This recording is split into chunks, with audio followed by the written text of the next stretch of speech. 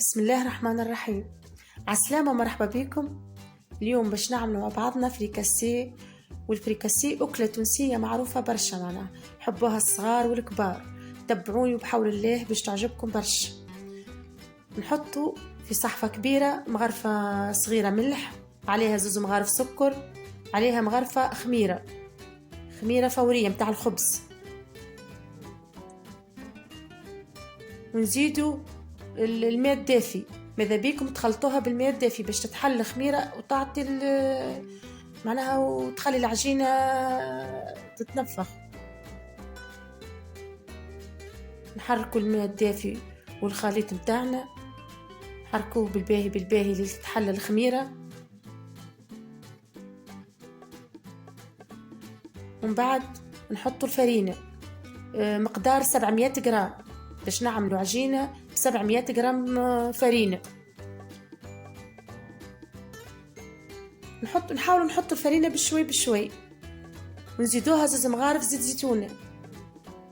نحركوا الخليط متاعنا،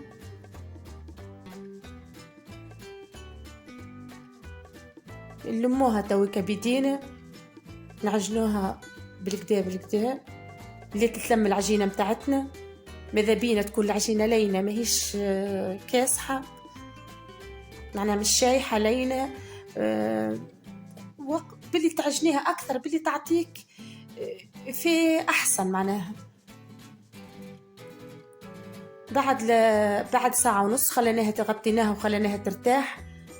حضرت العجينة متاعتنا، نزيدوا نعجنوها بالباهي، ونحاولوا نحطوها في صينية كبيرة دهناها بزيت الزيتونة، نحطوها كويرات صغار، ماذا بيكم صغار باش ما تجيكمش الفريكاسي معجنة من داخل.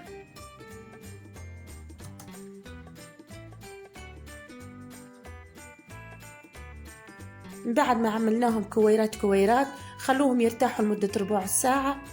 وحطينا في مقلة كبيرة زيت نباتي. بعد لا سخن الزيت نبدأ نحطوا الفريكاسي بالكعبة ولا بالزوز كما تحبوا حسب الحجم متاع المقلة.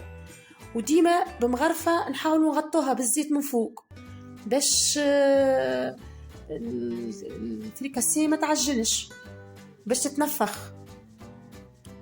ماذا بيكم ديما تغطوا بالزيت من فوق. بالطريقة هذه الفريكاسي تاخذ الحجم متاعها وما تجيناش معجنة من داخل. تو حضرنا الفريكاسي، شوفوا مبنها، شوفوا محلاها، شوفوها كيفاش فارغة ماهيش معجنة. وفي وقت سابق فورنا العظم، قصيناها، فورنا البطاطا مع شوي ملح وشوي كركم، حضرناها في صحفة أخرى. عندنا صحفة فيها التن، وعندنا الزيتون الأكحل المجفف، معناها ماهوش ملح بالمي، ملحناه بلا مي، وهريسة خلطناها بزيت الزيتونة. ونبدو تحضير الفريكاسي. نحطوا الهريسة هي الأولى، نزيدوها مغرفة بطاطا مفورة، اللي يحب زوز مغارف حر، كل حد حسب الذوق متاعه. نزيدوها التن، نحطوا العظم تاعنا، اللي يحب نصف عظمة، اللي يحب ربع، كيما كل حد كيفاش يحب. ونزيدوها الزيتون الأكحل. تو حضرنا الفريكاسي متاعنا، شوفوا محلاها تشرى. جربوها بحول الله، يحبوها الصغار والكبار، يشوفوها أكلة خفيفة